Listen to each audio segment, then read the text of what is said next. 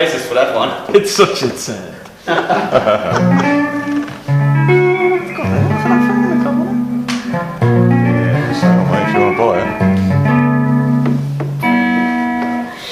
And here we go. So how many of you guys actually own a 7th string? Yes, you do. It was mine, bitch. And how many of you have actually tried playing a 7th string? I mean, really playing the 7th string, as opposed to just going. Yeah, I feel heavy now.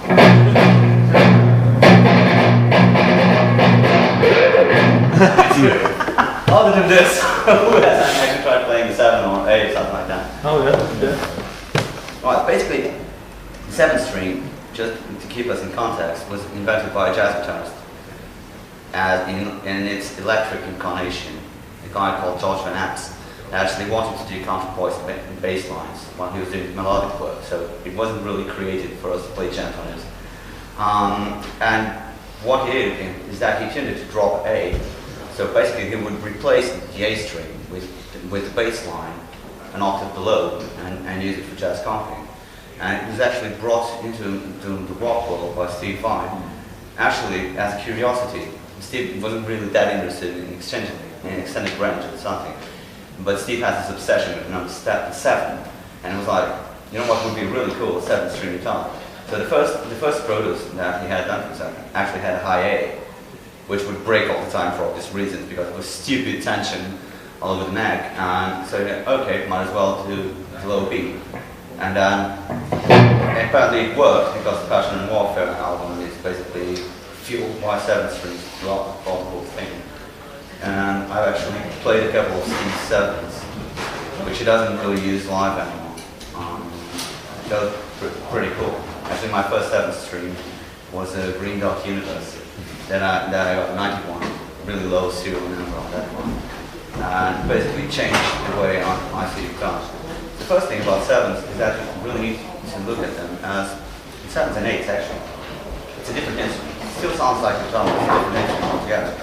Because you can actually get a lot more from it in terms of melodic context than you could otherwise. For instance, just taking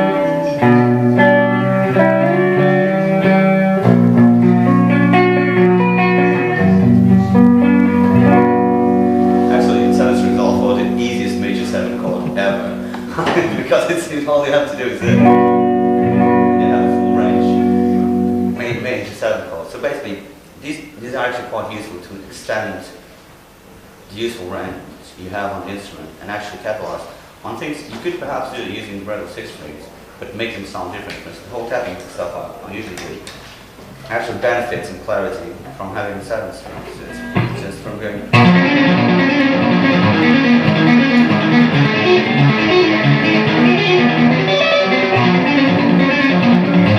Actually, a bad example, because this one doesn't even fit a 6. Even if I wanted it to, it doesn't even fit it.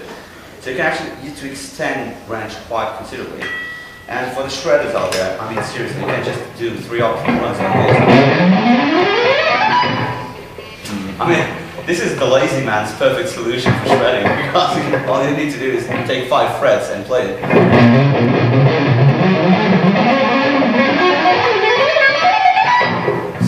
If you're lazy like me, get 7. It's supposed to be for that long.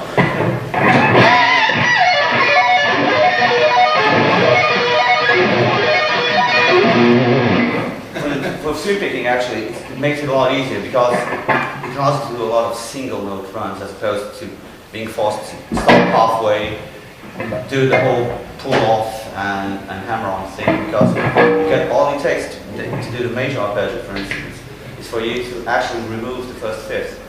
That's all there is to it. So what you end up doing is like C major, right?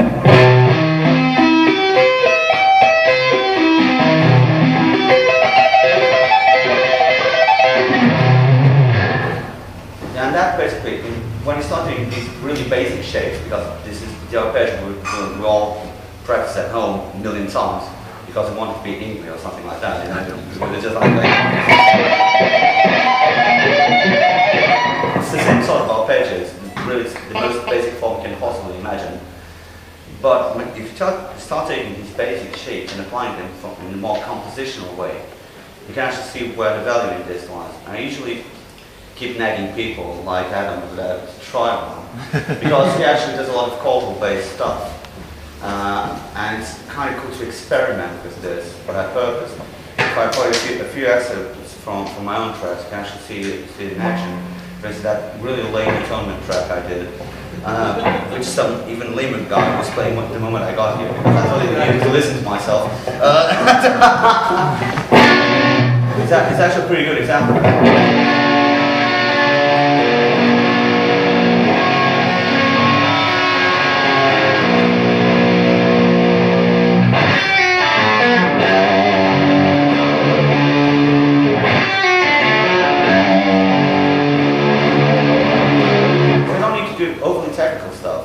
What I'm using here is just to open up the chords, as opposed to trying to condense everything the way we usually do on a 6-string, which doesn't really give us that much of an option. Why do I still have a chord? Oh, my guitar is loud. Interesting. Shut up. No. My guitar refuses to shut up. Oh, Jaden's going to have a blast with the soldering iron. I'm not kidding. Anyway, you can actually just spread the chord so that you can have a richer melodic context. And at the same time, even though you're filling up more harmonic space, you're actually giving the other instruments breathing space. At least to me, this is very important. I'm not a narcissistic bastard that goes, no, this is my song, and my guitar will shine through every single frequency.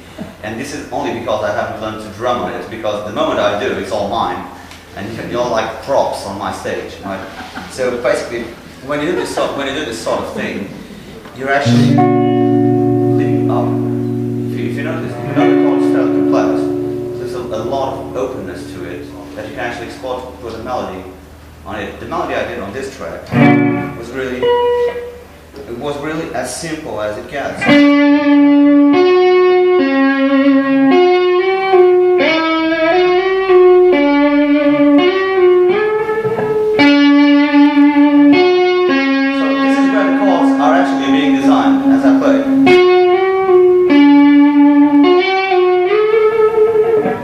I'm playing this really hectic, really dance hall structure. The melody really comes through because I've left enough space for it.